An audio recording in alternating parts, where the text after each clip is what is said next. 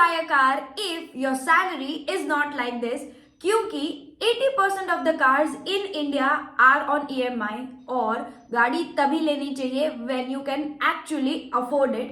And उसके लिए भी I have one formula through which you can calculate कि आप गाड़ी afford कर सकते हैं या नहीं. And in case नहीं, तो मेरे पास एक स्टेप बाय स्टेप कैलकुलेशन है जिसके through you can easily accumulate down payment for your car goal. But आगे बढ़ने से पहले do subscribe to the channel and hit the bell icon so that you don't miss out any informative videos like this. और share तो करते ही होंगे आप अपने फ्रेंड्स के साथ ऐसी अमेजिंग वीडियोस.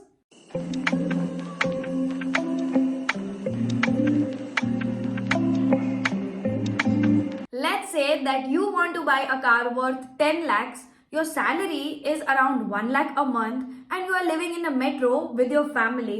तो ये फॉर्मूला के अकॉर्डिंग 24-10 आपके पास minimum 20% of the down payment होना चाहिए. Then you should consider buying a car. और बैंक्स और एनबीएफसीज तो आपको 90% तक भी लोन दे सकते हैं बट आपको लेना नहीं है. This 20% idea is for that कि आपको आगे चल के लोन कम लेनी पड़े.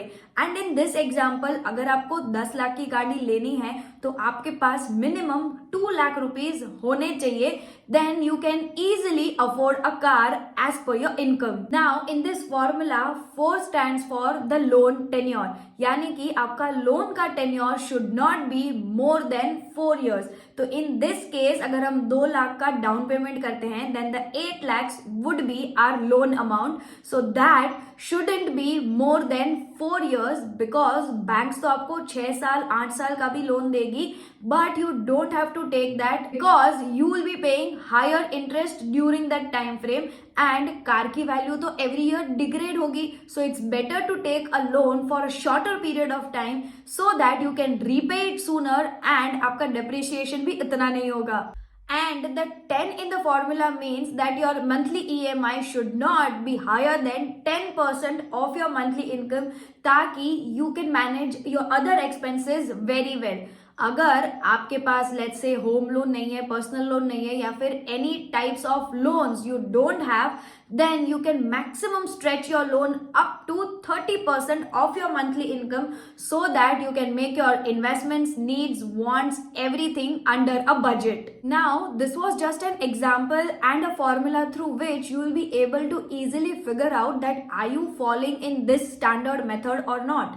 But every people have different priorities and different goals, right? And let's say you don't even have a down payment at the moment but you are willing to buy a car and maybe the EMI is not falling into your monthly income as it should. So उसके लिए I have one trick जिसके through आप down payment accumulate कर सकते हैं from scratch और यही rule में आप फिट कर सकते हैं. Now let's assume that you want to buy a car worth 10 lakhs after 3 years क्योंकि आपके पास अभी डाउन पेमेंट नहीं है.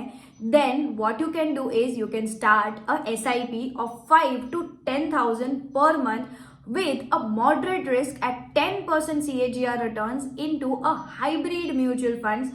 तो आप आराम से accumulate कर पाएंगे between 2 to 4 lakhs ताकि you can pay it off that amount as down payment post 3 years and rest amount के you can take a loan for 4 to 5 years depending on your income at that point of time and आप easily गाड़ी ले सकते हैं. And let's say after 3 years if you are going to buy a car और EMI बहुत ज़्यादा आ रही है compared to your monthly income, you can increase or decrease your SIP too. But I would suggest stop मत करना. You can either decrease your SIP and maintain your EMI. अब let's say that you want to buy a car after 5 years because आपके पास अभी कोई down payment नहीं है and you can wait easily for 5 years down the line. तो if you start a SIP of 7 to 12,000 per month into a moderate equity funds with a CAGR returns of 12% every year, तो आप आराम से 5 to 10 lakhs accumulate कर सकते हैं. And as per 20 lakhs की अगर गाड़ी लेनी है तो 50% तक डाउन पेमेंट accumulate कर सकते हैं. Hence, you need to take a lesser amount of loan. आपका इंटरेस्ट भी कम आएगा और डेप्रिसिएशन में भी हेल्प करेगा.